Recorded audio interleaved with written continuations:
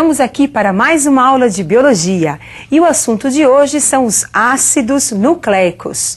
Existem dois tipos de ácidos nucleicos, o DNA, que é o ácido desoxirribonucleico, e o RNA, que é o ácido ribonucleico. De acordo com as funções desses ácidos nas células animais e vegetais e também de bactérias, protozoários, é que eles acabam se especializando em ajudar o desenvolvimento da vida desses seres vivos. E para iniciar a nossa aula, observem a nossa pergunta. Qual é a molécula que guarda e revela a história da vida? Quem é a molécula responsável por todas as nossas informações? Pelas nossas características genéticas. Observem quem é responsável pelas nossas informações. As nossas informações, elas são guardadas dentro de uma caixinha de surpresa que é o núcleo celular.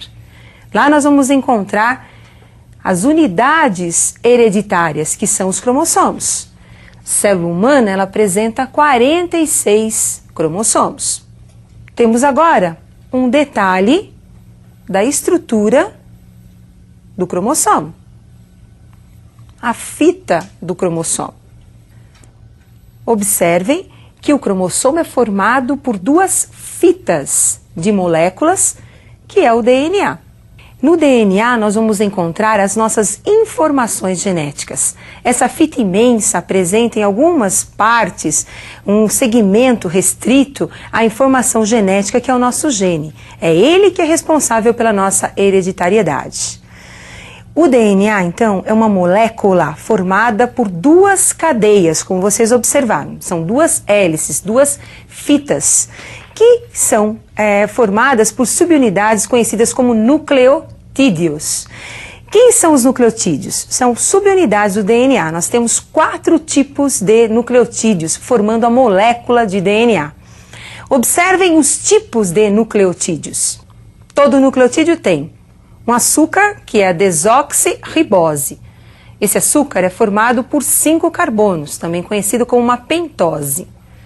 Ligado à molécula de açúcar, nós temos o fosfato. E ligado também à molécula de açúcar, nós temos a base nitrogenada, a adenina. Observem que nós temos os 4 nucleotídeos apresentados aí com fosfato, desoxirribose. O que muda de um nucleotídeo para o outro são as bases nitrogenadas. Então nós temos a adenina, a guanina, a citosina e a timina. Entre essas bases nitrogenadas, nós vamos encontrar uma afinidade química, que é o que vai ser responsável pela ligação entre as fitas do DNA. Então, observem agora as duas fitas de DNA. Nós temos novamente o fosfato, a desoxirribose e ligado aí a timina, representado pela letra T. Observem que a timina realiza uma ligação, que nós chamamos de pontes de hidrogênio, com a outra base da outra cadeia, que é a adenina. Assim também como a guanina, uma outra base nitrogenada, acaba se ligando com a citosina. E assim nós vamos observar que as ligações, as afinidades químicas vão se processando e vão sendo as responsáveis aí pelas ligações entre as bases. Então, pessoal, o DNA é formado por uma dupla cadeia de nucleotídeos. Vocês observaram, são 4 tipos de nucleotídeos. E eles acabam se ligando devido a uma afinidade química entre as bases nitrogenadas. Essas ligações nós conhecemos como pontes de hidrogênio entre as bases nitrogenadas.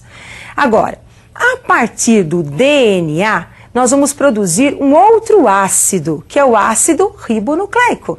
E é o ácido ribonucleico que vai desempenhar, vai executar as informações contidas no DNA. Observem como é que o RNA é produzido. O processo de produção do RNA é conhecido como transcrição. Então, nós temos aí 2 hélices de DNA. Estas 2 hélices sofrem um rompimento e, a partir desse rompimento, nós vamos encontrar a formação de uma nova fita, que é o RNA mensageiro. Essa nova fita formada é devido à presença de uma enzima chamada de RNA polimerase, que vai ser responsável pela organização dos nucleotídeos do RNA. Agora, a informação do DNA é transmitida para o RNA mensageiro. E o RNA mensageiro agora vai sintetizar as proteínas, que vão ser responsáveis pelas nossas características. Por exemplo, o indivíduo tem um gene. O gene é o pedaço do DNA. Ele produz o RNA mensageiro. Nesse gene, nós vamos encontrar a informação para a produção, por exemplo, da pigmentação dos olhos.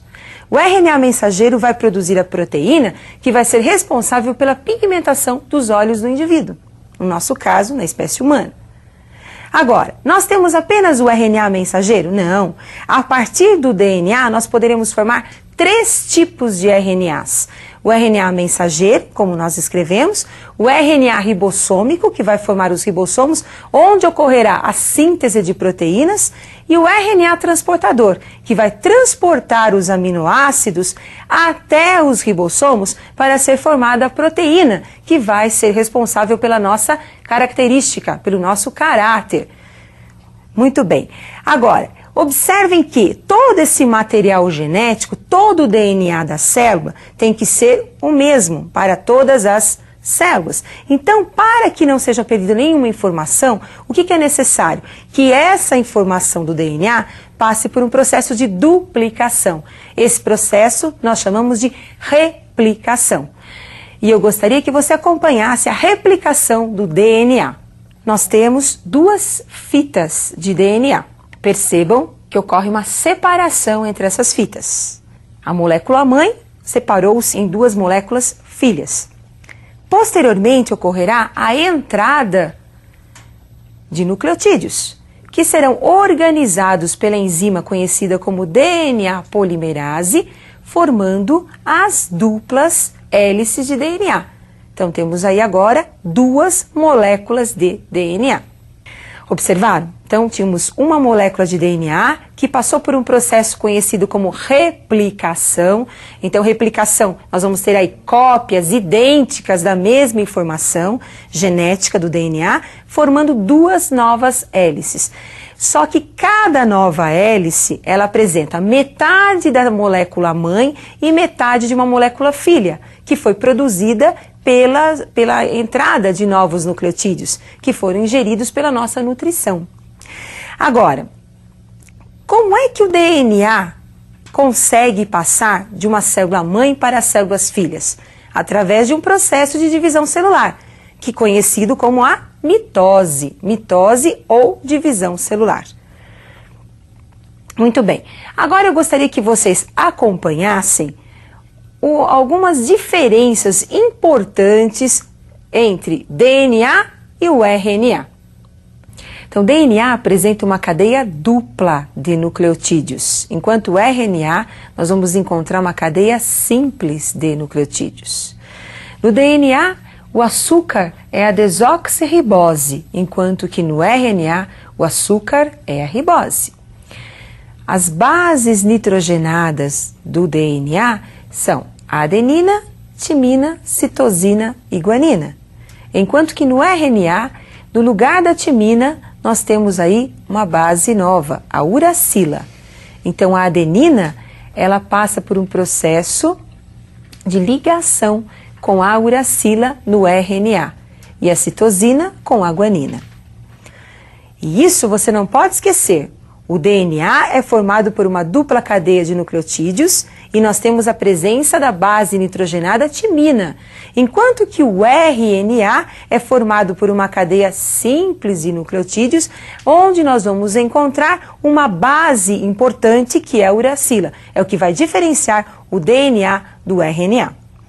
Como essas bases elas são complementares, normalmente a mesma quantidade de adenina nós vamos encontrar de timina, porque nós temos elas se complementando, assim como a citosina e a guanina. O mesmo não vamos encontrar no RNA. As bases apresentam quantidades diferentes, porcentagens diferentes nas moléculas do RNA. Por quê? Porque eu tenho uma cadeia simples, no caso do RNA.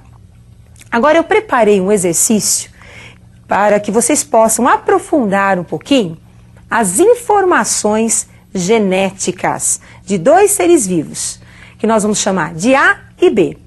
Acompanhe agora o exercício que eu preparei para vocês. Então nós temos um organismo que eu vou chamar de organismo A. Nesse organismo A nós vamos encontrar bases nitrogenadas como adenina, timina, citosina e guanina. No organismo A nós temos a porcentagem das bases: 26% de adenina, 26% de timina, 24% de citosina e 24% de guanina. Enquanto que no organismo B eu vou encontrar 18% de adenina, 23% de timina, 42% de citosina e 17% de guanina. Pergunto: quem são os organismos A e B? Ou melhor, quais são os tipos de ácidos que nós vamos encontrar no organismo A e no organismo B? Percebam, no organismo A eu tenho a mesma quantidade de adenina e timina, porque as bases são complementares. Enquanto que citosina e guanina, bases complementares, a mesma quantidade. Então eu posso afirmar que esse DNA apresenta cadeia dupla. Enquanto que no organismo B, percebam, a quantidade de adenina é diferente da quantidade de timina. Eu tenho 18% de adenina e apenas 23% de timina. Enquanto que a quantidade de guanina é também diferente da quantidade de citosina. Percebam que essas diferenças permitem nós afirmarmos que o DNA em questão é de cadeia simples. Esse DNA citado, DNA de cadeia simples, é uma exceção, por isso que eu coloquei nesse exercício, para você não esquecer. Quem apresenta DNA de cadeia simples? Apenas os vírus. São os únicos seres vivos que apresentam uma cadeia simples de DNA. Então isso é importante e você não pode esquecer. E eu aguardo vocês para a nossa próxima aula de Biologia.